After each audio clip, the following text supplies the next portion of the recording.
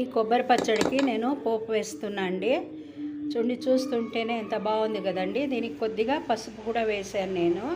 తర్వాత వేరే ఒక ఇంగ్రీడియంట్స్ కలుపుతానండి. చాలా రుచికరంగా ఉంటుంది. ఇంకా తిన్నవారు మర్చిపోరండి. ఇలా డిఫరెంట్గా మీరు పచ్చడి చేసుకున్నారంటే ఒక్కసారి ఎప్పుడు ఇలాగే చేయమంటారండి ఇంట్లోని వాళ్ళందరూ. ఇలాంటి మరెన్నో వీడియోలకు గాను మీరు వనజా నాగ్ ఛానల్ను సబ్స్క్రైబ్ చేయండి. సబ్స్క్రైబ్ చేసింది అయినాక బెల్ ఐకాన్ నొక్కారంటే నేను చేసే వీడియోలన్నీ మీకు నోటిఫికేషన్లో వస్తాయండి. ఇప్పుడు ఎలా చేయాలో ఈ పచ్చడి చూద్దాము. వెల్కమ్ టు వనజా నాగ్ అండి. ఈరోజు మనము ఈ పచ్చడి ఎలా చేసుకోవాలో చూద్దాం. ముందుగా బాణల్ని స్టవ్ పై నుంచి వేడి చేసి మినపప్పు 2 స్పూన్లు, శనగపప్పు 2 స్పూన్లు తీసుకున్నానండి. మీకు క్వాంటిటీ ఎంత కావాల్సిన మీరు తీసుకోవచ్చు. దీన్ని బాగా దోరగా వేయించుకుందాము. సన్నసెగలోనే వేయిద్దాము. ఈ పప్పులు వేగుతూ ఉండగానే మనము జీలకర్ర ధనియాలు కూడా వేసేసుకుందామండి. అవన్నీ కూడా ఇలా వేగిపోతున్నాయి. దీన్నంతా ఇప్పుడు తీసి ఒక పక్కన ఒక ప్లేట్లో ఉంచుకుందామండి. ఇది తీసి ఉంచుకున్నాక ఇప్పుడు మనము పచ్చిమిర్చి కూడా ఇలా ముక్కలు చేసి వేసుకున్నామంటే ఎగరకుండా ఉంటుందండి. చిట్లుతుంది కదా, అలా కాకుండా ఉంటుంది. దీనికి ఒకే ఒక 2 బొట్లంత నూనె వేసి మనము వేయించుకుందామండి. ఈ కలర్ మారేది మనకు తెలుస్తుంది. అప్పుడు మనం దీన్ని తీసేసుకోవచ్చు. ఇది పెద్దగా వేగుతూ ఉంది. ఇప్పుడు కొబ్బరి కూడా ఇందులోకి వేసేసుకుందాము. పచ్చి కొబ్బరి ఇలా వేయించుకోవాలి. కాకపోతే మాడనివ్వకుండా మెల్లగా కొద్దిగా కలర్ మారిందంటే చాలండి. కొబ్బరి ఎక్కువ వేపే పని లేదు. ఎందుకంటే ఆ పాలంతా ఇంకిపోయిందంటే దాంట్లో టేస్ట్ ఉండదు. ఇప్పుడు ఇది అయింది. మనము ఆ పప్పులు అన్నీ వేసుకున్న ప్లేట్లోకి ఇది కూడా వేసేద్దాము. కొద్దిగా కొత్తిమీర వేస్తున్నా అండి.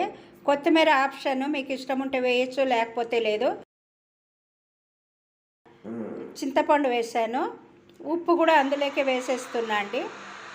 ఇటువైపు పక్కన నేను పోపు గింజలన్నీ వేసి శనగపప్పు, మినపప్పు, జీలకర్ర, ఆవాలు అన్నీ వేసి పోపు వేసి ఉంచుకుంటాను. కొద్దిగా పసుపు వేస్తున్నా. దీంతోపాటు ఇంగువ కూడా కొద్దిగా వేసుకుందామండి. ఇది వేగుతూ ఉంది కదా, ఇప్పుడు ఇంగువను కూడా కొద్దిగా వేసాను నేను. కరివేపాకు కూడా కొద్దిగా వేసాను. దీన్నంతా ఇప్పుడు వాడ్చుకుని మనము పక్కన ఉంచేసుకుందాము. వేయించుకున్న వాటినంతా కూడాను మిక్సీ జార్లోకి వేసేసానండి. ఇప్పుడు దీన్ని మిక్సీ పట్టుకుందాం. ఫస్ట్ కచ్చాపచ్చగా మిక్సీ పట్టుకుని తర్వాత నీళ్లు వేసుకున్నామంటే బాగా మెదుగుతుంది. ఇప్పుడు ఇది బాగా నున్నగా మెదిగి అయినాక మనం తీసేసుకుందామండి వేరే గిన్నెలోకి. ఇప్పుడు మరి రెండోసారి వేస్తున్నాను. నీళ్లు వేసినాక నేను కొద్దిగా నీళ్లు వేసాను. మీకు కాబడితే పోపులోకి మీరు ఎండుమిర్చి కూడా వేసుకోవచ్చండి. ఇప్పుడు పచ్చడిని వేరే గిన్నెలోకి మార్చినానండి. కొద్దిగా పైన నీళ్ళు వేసాను కలపడానికి. పోపు అంతా కూడా ఇందులోకి వేసేసాను నేను. ఇంకొక మెయిన్ ఒక ఇంగ్రీడియంట్ చూపిస్తానండి దీనికి టేస్ట్ రావడానికి, అంటే డిఫరెంట్ టేస్ట్గా అని చెప్పా కదా, దానికని. ఇది ఇప్పుడు ఫస్ట్ ఇలా కలిపేసుకుందాం మనము. కలిపినది అయినాక పెరుగు వేసి కలుపుకోవాలి మనము. ఈ పెరుగు వేసి కలిపేదాని నుంచి పచ్చడి చాలా రుచికరంగా ఉంటుంది, డిఫరెంట్గానే ఉంటుందండి. మీరందరూ కూడా చేసి చూడండి, ఎలా వచ్చిందో కామెంట్లో పెట్టండి. లైక్ చేయండి, షేర్ చేయండి. కొత్త వాళ్ళు అయితే సబ్స్క్రైబ్ చేయడం మర్చిపోకండి. చాలా కమ్మటి పచ్చి కొబ్బరి పచ్చడి మనకు రెడీ అయిపోయిందండి. Thanks for watching my video అండి.